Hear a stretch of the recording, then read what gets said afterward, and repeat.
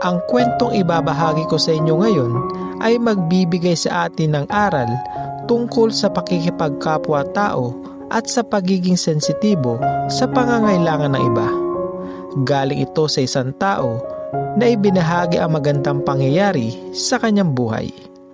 Kung totoo man ito o hindi, ang mahalaga ay ang aral na matututunan sa ating paksa ngayon. Kaya simulan na natin ang nakakaantig na kwento.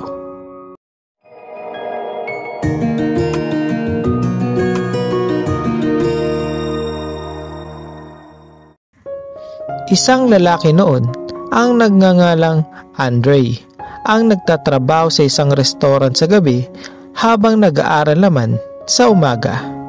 Siya ay 17 taong gulang that time.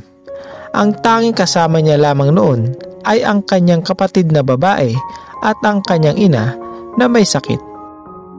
Mabait na bata si Andre, masipag mag-aral at maalalahanin. Siya ay nagtatrabaho para masuportahan ang gamot ng kanyang nanay na may sakit at siya din ang sumusuporta sa pag-aaral ng kanyang kapatid. Madami siyang kaibigan dahil sa kanyang magandang ugali. Palagi siya nakangiti kahit napagod sa trabaho. At higit sa lahat, hindi nakakalimot sa Diyos. Isang gabi, may bagay na nangyari sa restaurant sa kanyang pinagtatrabahuan dahil may isang madungis na batang babae na may sira-sirang damit ang biglang pumasok sa restaurant. Mukhang pagod na pagod ito at hingal na hingal. Malamang na gusto lamang nito magpainit sa loob ng restaurant dahil masyado malamig sa labas noong mga panahon na yun. Dahil kilala din ang restaurant na yun sa kanilang masasarap na kape. Kaya puntahan ito ng mga tao para magpainit sa malamig na klima ng gabi. Dahil dun ay pinagtinginan ito ng mga tao sa restaurant at pinag-uusapan ang babae. Di pa man nagtatagal ay nilapitan ang babae ng isang lalaki na siyang manager ng restaurant. Nagsabi naman ang bata na hindi siya o-order at saglit lamang doon at hindi naman magtatagal. Hindi naman ito pinansin ng manager at agad ay kilaladkad nito papalabas ang bata at iniwan sa labas.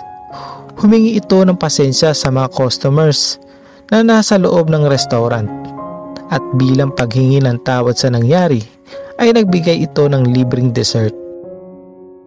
Nandun si Andre that time na natunghayan ang bawat pangyayari. Nalungkot siya sa ginawang yun ng kanyang manager. Kaya dali-dali ay tumungo ito sa backdoor ng kanilang restaurant para hanapin ang bata. Dala-dala ang isang jacket at makakain. May dala din itong kape. Nakita naman niya ang bata at inabot niya kaagad ang mga dala-dala nitong tinapay at kape. Sabay sinuotan ito ng jacket. Labasa ng batang babae ang pangalan ni Andre sa kanyang name tag. Si Andre naman ay bumalik na agad sa kanyang trabaho. Isang linggo ang lumipas ay walang nabago sa kanyang buhay. Pag-aaral, trabaho at pag-aalaga sa kanyang kapatid. Pero hindi niya alam na magbabago na pala ang kanyang kapalaran. Isa pang linggo ang lumipas. Gabi noon, habang duty si Andre sa restaurant, ay isang customer ang pumasok. Magaganda at mamahalin ang kanilang mga suot. Isang ina na kasama ang kanyang magandang batang anak na may mamahaling alahas at maayos na postura. Ito pala ang siyang nagmamay-ari ng restaurant na yon na may ilang branch na din ang nakakaalat sa kanilang syudad. Nilapitan ito agad ng manager at inasikaso. Ngayon niya lamang nakita ito kasama ang kanyang anak. Pinaupo niya ito sa maayos at magandang pwesto at tumawag na isang waiter para iabot sa kanila ang menu. Nataon naman na si Andre ang lalaking yon na lumapit sa kanila at nag-abot ng menu. Ang batang babae ay tumingin at nagsabi sa manager na, "Umalis ka na. Ayoko masikaso na isang mapanghusgang tao na kagaya mo." Ang manager ay nagtaka kung bakit nasasabi yun ng anak ng kanyang amo. Sabay na patitig siya dito at nakita niya ang imahe ng batang kinaladkad niya palabas ng restaurant. 1 linggo na ang lumipas. Ang kanyang amo ay nagsalita. "Hindi kita kailangan sa negosyo ko. Alam mo ba, nakidnap ang anak ko. Pero sa awa ng Diyos ay natakasan niya ang kanyang mga kidnapper. Napag-isipan niya dito pumunta para magpahinga at magpainit dahil nilalamig siya. Mabuti na lang at kami ay kanyang nakontak. Pero anong ginawa mo?" "Si Andre, itong batang ito ang kailangan ko. Simula ngayon ay ikaw na ang bagong manager ng restaurant na ito." Gulong-gulo si Andre sa kanyang nadinig, pero hindi nito maipaliwanag ang kanyang kaligayahan.